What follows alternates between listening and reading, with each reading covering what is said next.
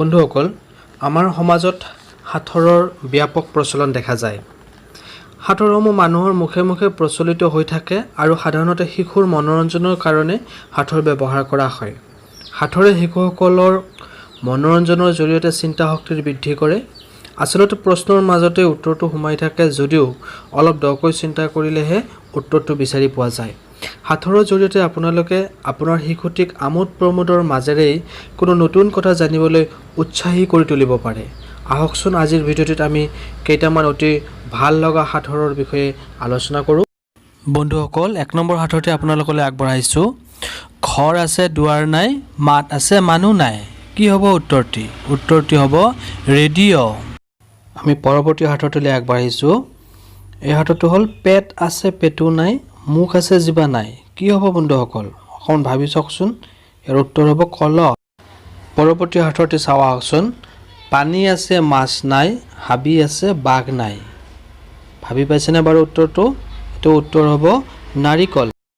পৰৱৰ্তী সাঁথৰটি হ'ল জলত জন্ম স্থলত বাস, মাতৃয়ে লাৰিলে হয় নাশ। বন্ধুসকল উত্তৰটি আপোনালোকৰ মনলৈ আহিছেনে?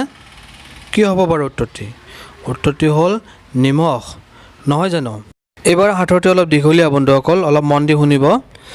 যে বছৰত এবাৰ আহে, সপ্তাহত দুবাৰ আহে, কিন্তু দিনত এবাৰো নাহে।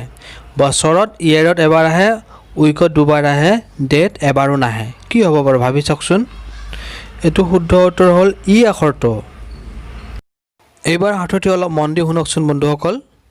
যে কৈ মৰিল কোন, নকৈ মৰিল কোন, দি মৰিল কোন, নিদি মৰিল কোন।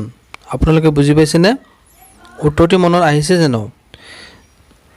ইয়াৰ শুদ্ধ উত্তৰটি হ'ব কৈ মৰিল জটায়ু, নকৈ মৰিল জয়মতী, দি মৰিল দধিচি মুনি আৰু নিদি মৰিল দুৰ্যোধন। গোটেইখিনি কথা ভাঙি ক'বলৈ হ'লে বহুত দীঘলীয়া হ'ব বন্ধুসকল ভিডিঅ'টি, সেইকাৰণে মই ছুটিকৈ উত্তৰটো দি দিলোঁ। পৰৱৰ্তী সাঁথৰটি চাওঁ আহকচোন বন্ধুসকল। ৰান্ধোতাই ৰান্ধে, বাঢ়োতাই বাঢ়ে, খাওঁতাই পেলাই দিয়ে। কি হ'ব বন্ধুসকল উত্তৰটি? এইটোৰ শুদ্ধ উত্তৰ হ'ব তেজপাত। বন্ধুসকল পৰৱৰ্তী সাঁথৰটি চাওঁ আহকচোন। গাঁৱত আছে চহৰত নাই, হাঁহত আছে মুৰ্গীত নাই। কি হ'ব বাৰু উত্তৰটি? মনলৈ আহিছেনে উত্তৰটি? এইটো উত্তৰ হ'ব চন্দ্ৰবিন্দু। পৰৱৰ্তী সাঁথৰটি হ'ল ৰন্ধনৰ আগত, ভোজনৰ পিছত, চহৰ নগৰত পায়, কলিকতাত নাই। কি হ'ব বন্ধুসকল? চিন্তা কৰি চাওকচোন। এই সাঁথৰটিৰ উত্তৰটো হ'ব ৰ আখৰটো। বন্ধুসকল শেষত আপোনালোকলৈ এতিয়া সাঁথৰ আগবঢ়ালোঁ আৰু এই সাঁথৰটিৰ উত্তৰ আপোনালোকে কমেণ্ট কৰি জনাব। সাঁথৰটি হ'ল এইটো কি বস্তু যিটো বস্তু আমাৰ যিমানে ওচৰ চাপি আহে আমি সিমানেই দেখা নাপাওঁ।